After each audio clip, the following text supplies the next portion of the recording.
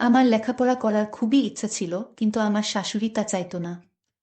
আমি লেখাপড়া করি এটা আমার শাশুড়ি সহ্য করতে পারত না। আর তাই শ্বশুরকে একদিন আমার শাশুড়ি কানে কানে কি যেন বলে। তারপর শ্বশুর আব্বা একদিন আমার সাথে যা করেছিল তা কোনো মেয়ের পক্ষে মেনে নেওয়া সম্ভব না। তাহলে পুরো ঘটনাটি বলি। আপনার মেয়ে পড়াশোনা করতে পারলে আমি কেন পারব না? নতুন বউয়ের এমন কথা শুনে চমকে যায় শাশুড়ি। তারপর বলে, তুমি এই বাড়ির বউ আর সে এই বাড়ির মেয়ে। তার সাথে নিজের তুলনা করতে গেলে চলবে না বৌমা। আর নতুন বিয়ে হতে না হতেই এমন মুখের উপর কথা বলছো। এখনো দিন বাকি আছে, না জানি তখন কি করবে। ইকরা তখন বলে, যদি পড়াশোনা নাই করতে দিবেন তাহলে বিয়ের আগে কেন বলেছিলেন যে বিয়ের পর মেয়ে পড়াশোনা করতে পারবে? ইকরার শাশুড়ি তখন বলে, এটা তো এমনিতেই মুখের কথা বলেছিলাম। যদি না বলতাম তাহলে কখনো এই বিয়ে করতে না। আর বাড়ির বউদের ঘরে মানায়, কিন্তু বাড়ির বাহিরে মানায় না। ইকরা তখন বলে, মিথ্যা প্রতিশ্রুতি দেওয়া ঠিক না।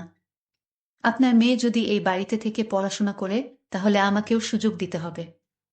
আমি তোমাকে আগেই বলেছি বাড়ির বউদের মেয়েদের সাথে তুলনা করতে নেই। ইকরা তখন মুচকি হেসে বলে, আপনিই না বলেছিলেন আমাকে এই বাড়ির মেয়ের মতো রাখবেন? তাহলে কি সবকিছু মুখের কথা ছিল? ছেলের বউয়ের কথায় বিরক্ত হয়ে চলে যায় ইকরার শাশুড়ি। আর বলে, যা বলার অসীমের সাথে বলবে। আমি আর কিছু বলতে চাই না। রাতে অসীম অফিস থেকে বাসায় ফিরলে, আজ যা যা হয়েছে সব বলে ইকরা। কথা শেষ হলে অসীম বলে, মা যা বলেছেন সব তো ঠিক বলেছে। তুই এই বাড়ির বউ, এখন এসব পড়াশোনার কথা বলা মানায় না তোমাকে। তোমার সংসার সামলাবে, এখন পড়াশোনা করার প্রয়োজন নেই। ইকরা তখন বলে, আমি পড়াশোনা করতে চাই, আর কিছু না। বিয়ের আগে আমি এই শর্ত দিয়েই তারপর তোমাকে বিয়ে করেছি অসীম। অসীম বলে, তুমি পড়াশোনা করে কি করবে? উচ্চশিক্ষিত হবে, আর বেশি হলেও পড়াশোনা শেষ করে তুমি একটা ভালো চাকরি করবে। এর বেশি তো কিছু না। আমি পড়াশোনা করতে চাই।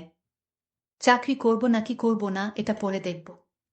নাইম বলে, এত কিছু দরকার নেই। আমি তো আছি। এমন তো না যে আমি ভালো কোনো চাকরি করব না। তোমাকে অভাবে রেখেছি। ইকরা তখন চোখের কোণে জল নিয়ে বলে, আমার বড় বোনকেও তার স্বামী একই কথা বলেছিল। আমার বড় বোন আমার থেকেও বেশি মেধাবী ছিল। অভাবের সংসার, বড়লোক পরিবার দেখে এসএসসি পরীক্ষার সময় বিয়ে দিয়েছিল। স্কুলে অনেক সুনাম ছিল, সকল টিচার বলতো হুমায়রা অনেক ভালো ছাত্রী আর মেধাবী ছাত্রী, এই স্কুলে কখনো দেখেনি এমন ছাত্রী। কিন্তু এসএসসি পরীক্ষার সামনে করে বিয়ে হয়ে যায়। বিয়ের পরে আমার বোন বলেছিল পড়াশোনা করার দরকার নেই। ঠিক এমনি প্রতিশ্রুতি দিয়েছিল, কিন্তু আজ আমার বোন ঘরে বসে আছে। ডিভোর্স হয়ে গেছে। কোলে 3 বছরের একটা সন্তান। যদি ঠিকমতো পড়াশোনা করতে দিত তাহলে মানুষের বিভিন্ন কথা শুনতে হতো না। সবকিছু নিজেই গুছিয়ে নিতে পারত। অসীম তখন বলে, তোমার কি মনে হয় আমাদের সম্পর্ক একদিন নষ্ট হয়ে যাবে? আমি জানি না কি হবে। তবে এতটুকু জানি, সম্পর্ক গড়তে অনেকটা সময় লাগলেও ভাঙতে কিন্তু 1 মিনিট যথেষ্ট। আমার আপুর সাথে যা হয়েছে তারপর থেকে আমি আর কাউকে বিশ্বাস করি না। অসীম বলল, আচ্ছা ঠিক আছে, আস্তে আস্তে বিশ্বাস হয়ে যাবে। এটা বলে অসীম চলে যেতে চাইল। দরজা থেকে বাহির হওয়ার সময় পিছন থেকে ইকরা বলল, দাঁড়ান। পিছন থেকে ফিরে দাঁড়ায় অসীম। আপনি কিন্তু আমার কথার এখনো জবাব দেন নাই। জবাব না দিয়ে চলে যাচ্ছেন, এটা কিন্তু ঠিক না। অসীম বলল, কিসের জবাব? ইকরা কিছুটা অস্বস্তি নিয়ে বলল, আমি আপনার সাথে আমার পড়ালেখার কথা বলেছিলাম। অসীম বলল, এই বিষয় নিয়ে পরে ভেবে দেখব আমি। মাত্র 1 সপ্তাহ বিয়ে হয়েছে, ধৈর্য ধরো। আর 3 মাস পরে আমার এইচএসসি ফাইনাল পরীক্ষা। আমি আর সময় অপচয় করতে চাই না। আমার ভাই নাইমকে বলে দিয়েছি আমার বইগুলো দিয়ে যেতে। কালকে সকালে নাইম আসবে। এখন আপনাদের থেকে অনুমতি নেওয়ার জন্য আমার দরকার নেই। কারণ আমি বিয়ের আগেই বলেছি ঘর সংসার সামলাপ আর পড়াশোনা করব। অসীম কিছুটা বিরক্ত নিয়ে চলে যায়। এতক্ষণে অসীম বুঝে গিয়েছে ইকরা অনেক জিদ্দি একটা মেয়ে। যা বলছে তাই করবে। পরের দিন সকালে ভাই আসে। আজ শুক্রবার, সবাই বাসায় আছে। নাইম এসে কলিং বেল বাজায়। অসীমের মা এসে দরজা খুলে দেয়। নাইমের হাতে বড় একটা ব্যাগ দেখে বলে, এই ব্যাগের মধ্যে কি আছে? নাইম বলে, আপুর ফাইনাল পরীক্ষা 3 মাস পরে। তাই বইগুলো দিতে আসলাম। এই কথা শোনার পরে অসীমের মায়ের মাথা গরম হয়ে যায়। তারপর অসীমের সামনে এসে বলে, তুই কি অনুমতি দিয়েছিস পড়াশোনার জন্য? না, আমি কিছু বলি নাই পড়াশোনা নিয়ে। ইকরা বলে দিয়েছে পড়াশোনা করার জন্য কারোর অনুমতি নেওয়ার দরকার নেই। আর বিয়ের আগে পড়াশোনার জন্য অনুমতি দেওয়া হয়েছে। তাহলে এখন আর সমস্যা কিসের? সমস্যা আছে, তুই বুঝবি না। বুকে মাথার উপর তুলে রাখা যাবে না। আজ তোর কথা শুনে নাই, কালকেও শুনবে না। এভাবে আস্তে আস্তে তোর কথায় কোনো পাত্তা দিবে না। ইকরা এসে ভাইকে রুমের মধ্যে নিয়ে গিয়ে শরবত খেতে দেয়। অনেক রোদের মধ্যে আসছে, মুখটা একদম পুড়ে গিয়েছে। ক্লাস 9-এ পড়ে 9। অসীমের মা বলে, তুই দাঁড়া, আমি মজা দেখাচ্ছি। বইসহ এখনই আমি ওর ভাইকে বিদায় করে দিচ্ছি। অসীম বলে, না মা, এমন কিছুই করবে না। চলেই যখন এসেছে কোনো ঝামেলা করবে না তুমি। নতুন বিয়ে হয়েছে, এটা যদি ইকরার বাবা মা জানে তাহলে একটা সমস্যা সৃষ্টি হবে।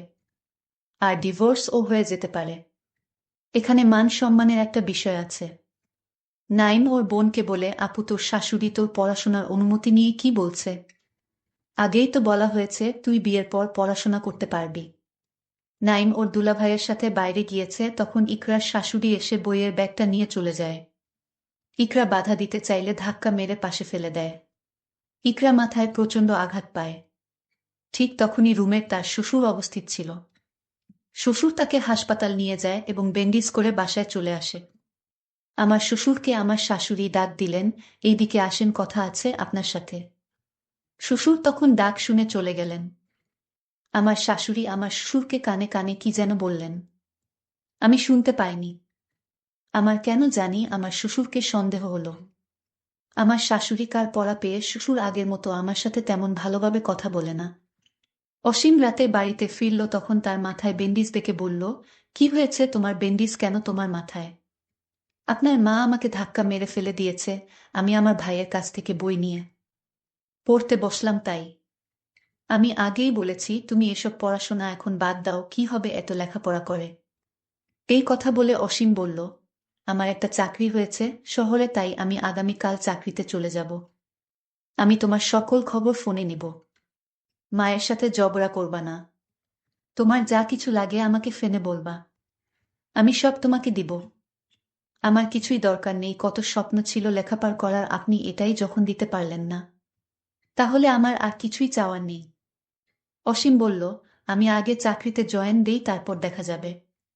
পরদিন সকালে সবার কাছ থেকে বিদায় নিয়ে চলে গেল আমার স্বামী অসীম। এইদিকে শাশুড়ির কান পড়া পেয়ে আমার শ্বশুর যেন কেমন হয়ে গেছে। আমার দিকে তার শ্বশুর সবসময় এক অন্যরকম দৃষ্টিতে চেয়ে থাকে আর বলে, বৌমা চিন্তা করো না, সব ঠিক হয়ে যাবে। এখন আমি আমার স্বামীর রুমে একা ঘুমাই। একদিন রাতে আমার রুমে আমি একটা অদ্ভুত শব্দ পেলাম, মনে হয় কে যেন আমার রুমে হাঁটছে। আমি এই শব্দ শুনে ঘুম থেকে উঠে দেখলাম কেউ নাই আমার রুমে। এটা তো শহরের বাড়ি, আর এখানে তো কোনো ভূত থাকার কথা না। তাহলে কে আমার রুমের পাশে ছিল? আমার মনে মনে সন্দেহর সৃষ্টি হলো। এটা কি হতে পারে, মানুষ না অন্য কিছু? এসব ভাবতে ভাবতে আমি ঘুমিয়ে পড়লাম। ঘুমের মধ্যে আবার আমি আমার রুমে একটা শব্দ পেলাম, শব্দটা হাঁটার। মনে হয় আমার রুমে কেউ হাঁটছে। দেখলাম আমার রুমে কেউ নাই। আমার মনে হয় আমি দুঃস্বপ্ন দেখেছি। আর ঘুম হলো না। সারা রাত জেগে রইলাম। এরপর দিন আমি আবার ঘুমাতে গেলাম। ঠিক তখন রুমের জানালা দিয়ে লক্ষ্য করলাম কে যেন আমাকে লক্ষ্য করছে। আমি দেরে গেলাম, জানালার কাছে গিয়ে দেখলাম কেউ নাই, তবে কিছুটা যেন আমার সুরের মতো আন্দাজ করলাম। তাহলে কি আমার সুর? না, এখানে সুর আসবে কেন? আমি একটা দুশ্চিন্তার মধ্যে পড়ে গেলাম। আসলে আমার সাথে এমন হচ্ছে কেন? এর মধ্যে শাশুড়ির ডাক পড়ল, বুমা কোথায় তুমি? এত সময় ঘুমালে হবে। আমার শাশুড়ি বলল, কে নাও মা, অনেক বেলা হয়েছে। শাশুড়ির আদর যেন উদলে পড়ছে। এই তো কতদিন আগে শাশুড়ি আমার ধাক্কা দিয়ে মাথায় আঘাত করে, আর আজ তার এত দরদ কোথায় থেকে এলো? আমার শাশুড়িকে কেমন যেন এক সন্দেহ হলো। আমি কোনো কথা না বলে আমার রুমে ঘুমাতে গেলাম। পরদিন সকালে ঘুম থেকে উঠে আমি যখন নাস্তা করতে বসি, তখন আমায় ডাক দিল আমার শ্বশুর। আমি শ্বশুরের রুমে গিয়ে দেখি শ্বশুর নেই। কি আশ্চর্য, আমি কিছুই বুঝতে পারছি না, আমার সাথে এটা কি হচ্ছে। আমার মাথায় নানা রকম চিন্তা আসতে শুরু করল। আমি এখন মনে মনে সিদ্ধান্ত নিলাম, এটা কে এবং কেন এখানে আসে, আমার কাছে কি চায়, আমার সবকিছুই জানতে হবে। যতদিন পর্যন্ত আমি জানতে পারবো না, ঠিক ততদিন পর্যন্ত আমার মন কিছুতেই শান্তি হবে না। এর মধ্যে আমার স্বামী অসীমের ফোন আসলো। আমি ফোনটা রিসিভ করি। আমার স্বামী আমায় বলল, কেমন আছে? আমি বললাম, ভালো, তুমি কেমন আছো? ভালো। আচ্ছা, তোমার কোনো সমস্যা হয়নি তো? মা বাবার সাথে মিলেমিশে থেকো, ঝগড়া করো না। আর তোমার কিছু লাগবে? আমি বললাম, না, কিছু লাগবে না। যদি লাগে তাহলে আমি বলবো। ঠিক আছে, আমি সামনের সপ্তাহে বাড়িতে আসবো, তুমি কোনো চিন্তা করো না। এরপর আমি মনে মনে সিদ্ধান্ত নিলাম, আমার রুমের পাশে কে থাকে এই রহস্য বের করতে হবে। আর কিভাবে ধরা যায় তার জন্য ঘরের দরজার কাছে, অর্থাৎ যেখানে সে পা রাখে, সেখানে আমি পায়ের চাপ নেওয়ার জন্য বা জুতার চাপ নেওয়ার জন্য আমি একটু মাটি পানির সাথে ভিজিয়ে কাদা করে ঘরে যেভাবে মোচন করে ঠিক সেইভাবে রুমের নিচের জায়গাটায় কাদা দিয়ে মোচন করে দিলাম। এখন যে কেউ এখানে এসে দাঁড়ালে তার জুতার ছাপ লেগে থাকবে, আর তা দেখে আমি সহজেই বের করতে পারবো এটা কে এবং কি চায়। পরদিন সকালে যখন আমি ইচ্ছু করেই রুমে যাই, তখন আমি লক্ষ্য করলাম এখন কেউ আসে না। আমি ভাবলাম রাতে হয়তো আসবে, আর তাই রাত পর্যন্ত অপেক্ষা করতে লাগলাম। তার মাথার অংশটা কিছুটা আন্দাজ করতে পারলাম, কিন্তু আমি শিওর না এটা কে। তারপর আমি যখন রুম থেকে বের হই, তখন আমি তার জুতার চাপটা দেখে আমার মাথায় যেন আকাশ ভেঙে পড়ল। দেখলাম আমার আপন ছোট ভাইয়ের জুতার চাপ। তাহলে নাইম এখানে কিভাবে আসবে? আর সে এখানে আসবে কেন? সে তো আমাদের বাড়িতে, এটা তো দেখছি আমার ভাই নাইমের জুতার ছাপ। না, এটা হতে পারে না। আমি ভুল দেখছি না তো? আমি স্বপ্ন দেখছি না তো? আমি আমার প্রত্যেকটা রুমে আমার ভাই নাইমকে দেখলাম এবং তার জুতা খুঁজলাম, কিছুই পেলাম না। আমি এখন কি করব বুঝতেছি না। এই বিষয়টা কি আমার শ্বশুর শাশুড়ির সাথে শেয়ার করা যায়? এক মনে ভাবলাম, না, এখন শেয়ার করব না। তাকে আমার নিজ চোখে দেখতে হবে। আর এটা দেখার জন্য আমি আমার বড় বোনকে বললাম, তুই একদিনের জন্য আমার শ্বশুর বাড়িতে আসবা। আমি একটা মহা দুশ্চিন্তায় পড়ে গেলাম। আমি আপুকে বললাম, তুমি আমার শ্বশুর বাড়িতে আসো, তোমাকে আমার জরুরি দরকার। তুমি কালই আমার স্বামীর বাসায় আসো। বড় আপু বলল, ঠিক আছে, আমি কাল আসছি। পরদিন আপু যখন আসলো, রাতে খাওয়া দাওয়া করে যখন ঘুমাতে গেলাম, তখন সব ঘটনা আমি খুলে বললাম। আপু বলল, নাইম এখানে আসবে কি করে? সে তো আজ 10 দিন ধরে তোর দুলাভাইয়ের বাড়িতে। তোর দুলাভাই ব্যবসার কাজে গেছে, তাই বাড়িতে কেউ নাই, তাই আমি একা একা থাকতে ভয় পাই, আর তাই নাইমকে নিয়ে গেলাম আমার বাসায়। কি বলো আপু, তাহলে নাইমের জুতার ছাপ এখানে কি করে এলো? ঠিক আছে, তুই কোনো চিন্তা করিস না, কালের রহস্য আমি খুঁজে বের করব। তারপর আপু আর আমি ঘুমিয়ে গেলাম। সকালে আমার বড় বোন বলল, আমি আগে থেকেই রুমের জানালার পাশের রুমে আমি একটা মোবাইল নিয়ে দাঁড়িয়ে থাকব, আর রাত যখন হবে তখন আমি ওই রুম থেকে দেখব সেটা কে তোর রুমে আসে এবং তোর কাছে কি চায় সব ভিডিও করে ফেলব। তাহলেই সে ধরা পড়বে। আমি বললাম, আপু তোমার মাথায় এত বুদ্ধি আছে। পরদিন রাত হলো, আপু আগে থেকেই রেডি, আর আমি এইদিকে রুমে গিয়ে শুয়ে পড়ার ভান করলাম। তখন রুমের দরজার কাছে একটা লোক আসলো এবং দরজাটা দিয়ে প্রবেশ করলো রুমে। সেটা আপু দেখতে পেল এবং কয়টা ছবি তুলে ফেলল। ছবিতে যে লোকটি ছিল তা দেখে আমি অবাক হয়ে গেলাম। সেটা আর কেউ না, এটা হলো আমার শ্রদ্ধেয় শ্বশুর আব্বা। কিন্তু এটা যদি শ্বশুর আব্বা হবে, তাহলে নাইমের জুতার চাপ এখানে আসলো কি করে? কিন্তু ছবিতে ভালো করে লক্ষ্য করলাম, শ্বশুর আব্বার পায়ে যে জুতা ছিল সে জুতা নাইমের। মানে আমার শ্বশুর আব্বা নাইমের জুতা রুমের দরজার কাছে আসতো। নাইম যেদিন আমার স্বামীর বাড়িতে বই দিতে আসলে, সেদিন নাইমকে শ্বশুর আব্বা নতুন জুতা কিনে দিয়েছিল। আর তার পায়ের জুতাগুলো আমার শ্বশুর অন্যরকম বাহানা দেখিয়ে জুতা রেখে দিল।